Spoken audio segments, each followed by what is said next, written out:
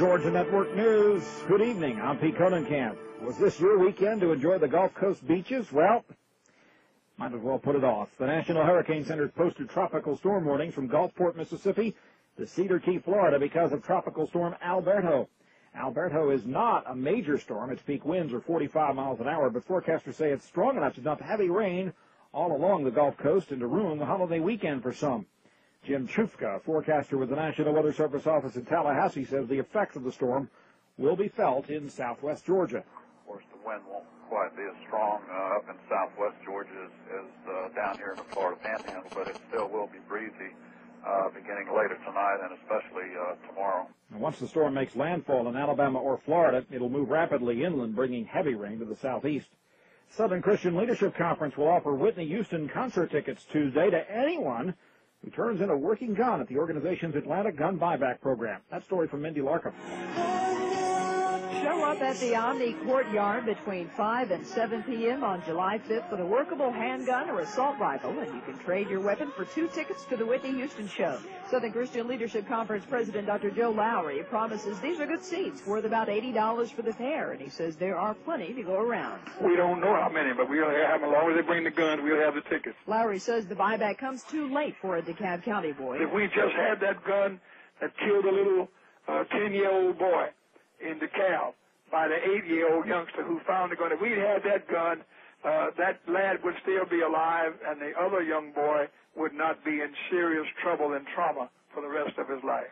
In Atlanta, Mindy Larkham, Georgia Network News. This is Georgia Network News.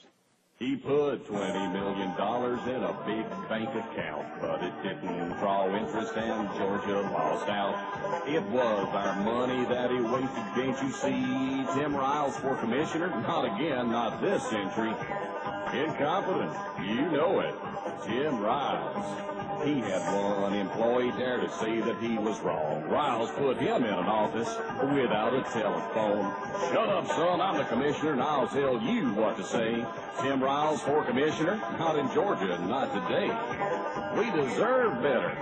You know what I mean? He's faced the Board of Ethics at least 3 times in this state, taking big contributions from the folks he regulates. He says he's innocent, but we've all heard that before. Tim Riles for commissioner? No, let's show that boy the door. Change, that is, competence. Barbara Christmas, you hear? Paid for by the committee to elect Barbara Christmas insurance commissioner.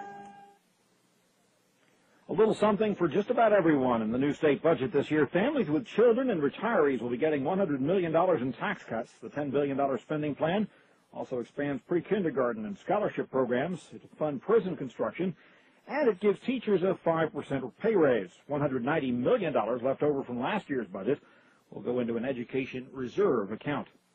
Some Georgia school districts say they have hundreds of students on waiting lists to get into summer school. School officials say they did not expect such a positive response to the first state-funded summer school program.